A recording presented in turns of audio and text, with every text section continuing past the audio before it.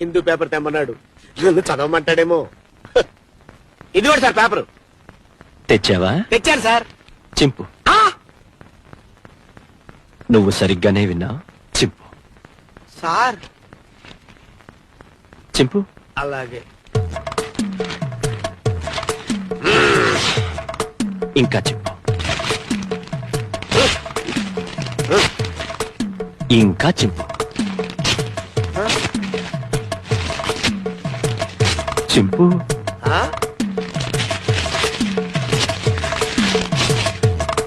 ఇంకా చింపు.